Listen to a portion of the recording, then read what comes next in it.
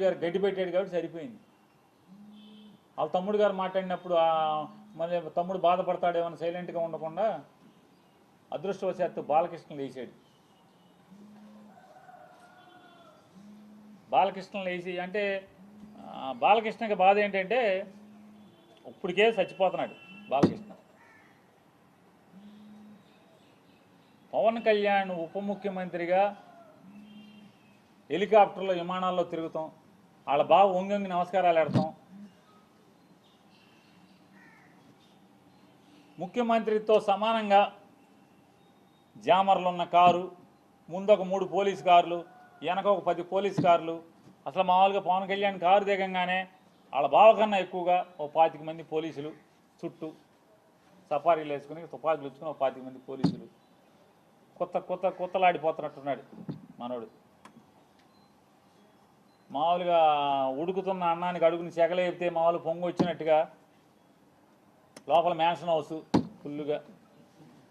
అసలు రాను రాను ఏమైపోతుందంటే ఇట్లాంటి వాళ్ళ మూలంగా ఆర్టీసీలో కండక్టర్కి డ్రైవర్కి డ్యూటీ ఎక్కేప్పుడు బ్యాందీ సారా తాగేప్పుడు పెడతారు. గొట్టం ఏంటంటే నోట్లో గొట్టం పెడతారు, బ్రీత్ అనలైజర్. ఆ బ్రీత్ అనలైజర్లో అసెంబ్లీ గేట్ కాడ కూడా తలుపు కాడ కూడా పెట్టాల్సిన పరిస్థితి వచ్చేసింది. రాబోయారు ఇక మామూలుగా ఇట్లాంటి వాళ్ళు ఉంటే ఇక అంతే కదా,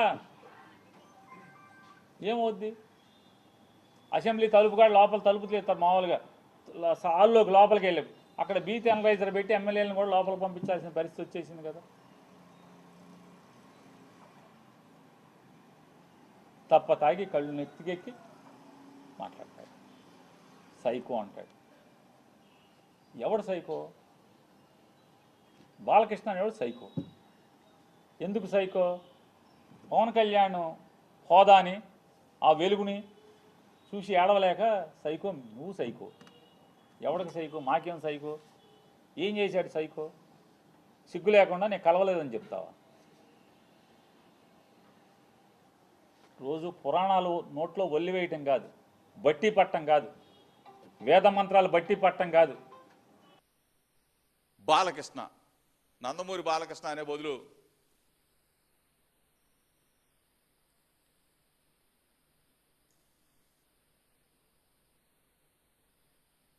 నిన్న అతను మాట్లాడిన మాటలు మానసిక రోగులందరూ కూడా మానసిక రోగులు, మానసికంగా పిచ్చిపట్టి మెంటల్ హాస్పిటల్లో చేరి నిజంగా బాలకృష్ణ నేను అడుగుతా ఉన్నా,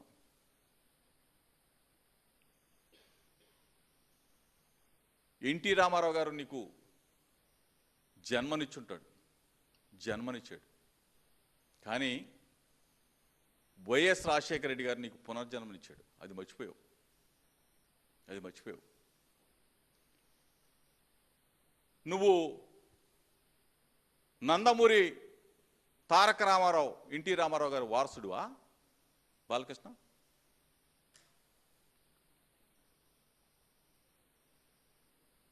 నందమూరి తారక రామారావు గారు వారసుడైతే ఎన్టీ రామారావు గారు పెట్టిన పార్టీ తెలుగుదేశం పార్టీ.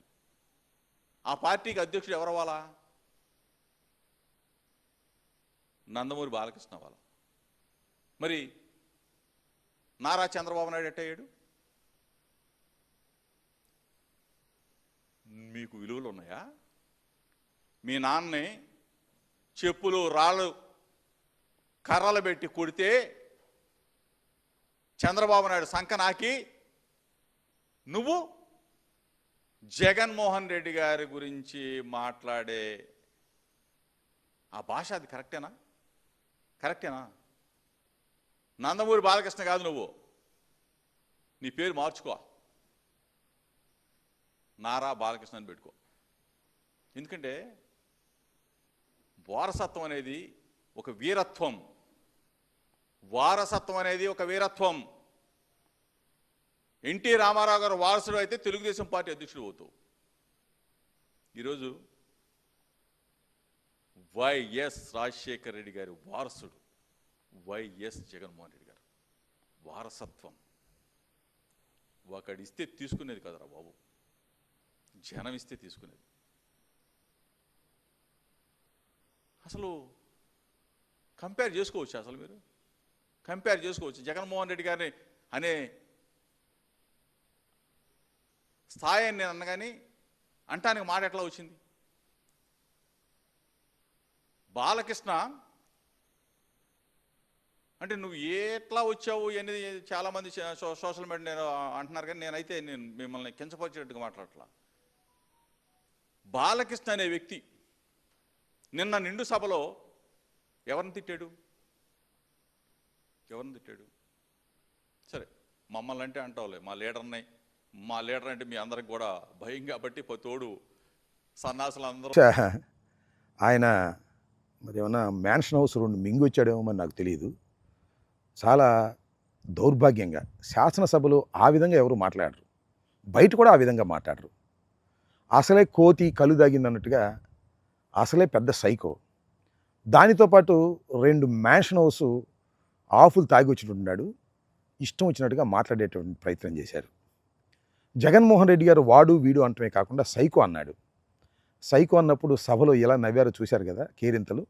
ఇవలో విలువలు లేవు, సభలో గౌరవాలు లేవు, ఇష్టం వచ్చినట్టుగా మాట్లాడేటువంటి ప్రయత్నం చేస్తున్నారు.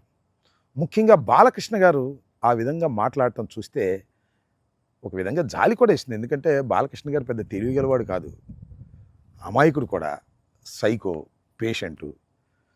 ఈ పేషెంటు సైకో కాకపోతే ఇవాళ చంద్రబాబు నాయుడు స్థానంలో ఆయన ఉండేవాడు. సరే, ఆయనకేదో ఒక శాసనసభ్యత్వాన్ని ఇచ్చి బావగారు గౌరవిస్తున్నాడు, దాంతోనే సంతోషపడుతున్నాడు. వాళ్ళ అల్లుడేమో కాబోయే ముఖ్యమంత్రి అనేటువంటి ఉద్దేశంతో ప్రవర్తన చేస్తున్నాడు కాబట్టి ఆయన సర్దుకుని సినిమా షూటింగులు లేకపోతే మ్యాన్షన్ హౌస్తో కాలం గడిపేటటువంటి పద్ధతుల్లో ఉన్నాడు. ఆయన జగన్మోహన్ రెడ్డి గారిని, మాజీ ముఖ్యమంత్రిని వాడు వీడు సైకో అని శాసనసభలో అంటే నాకు అర్థం కాల. ఎక్కడికి పోతుంది రాష్ట్రం, ఎక్కడ పోతుంది తెలుగుదేశం? అడుగుతా ఉన్న సమాధానం చెప్పాలని కూడా ఈ సందర్భంగా చెప్పదలుచుకున్నాను. ఆ తర్వాత చిరంజీవి గారి రియాక్షన్ నేను ఇప్పుడే చూశా. ఆయన ఎక్కడో విదేశాల్లో షూటింగ్లో ఉన్నట్టున్నారు. ఆయన దానికి తీవ్రమైన ఖండన ఇచ్చారు. నేనే వీళ్ళందరినీ తీసుకెళ్ళానని, చాలా గౌరవంగానే ఆయన చూశాడనేటువంటి అర్థం వచ్చే విధంగా ఆయన మాట్లాడారు. అంటే ఇక్కడ జరుగుతున్నది ఏంటంటే, బాలకృష్ణ కొణిదెల కుటుంబాన్ని అంగీకరించే మనస్తత్వం కాదు. వారు పైకి ఎదుగుతున్నారు అంటే బాలకృష్ణ కానీ, బాలకృష్ణ అభిమానులు కానీ, కుటుంబం కానీ. హిట్ టీవీ యాప్, ఇందులో short news, live news, entertainment shows, movies, digital magazines తో పాటు మీ జిల్లా వార్తలను కూడా ఫ్రీగా చూడొచ్చు.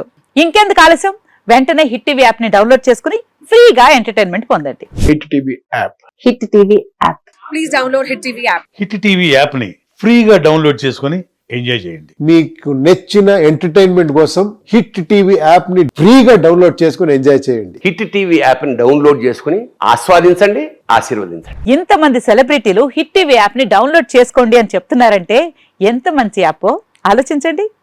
అమెరికా అమెరికాలో చదవాలనుకునే వాళ్ళకి విశ్వసనీయమైన పేరు మన శౌర్య కన్సల్టెన్సీ.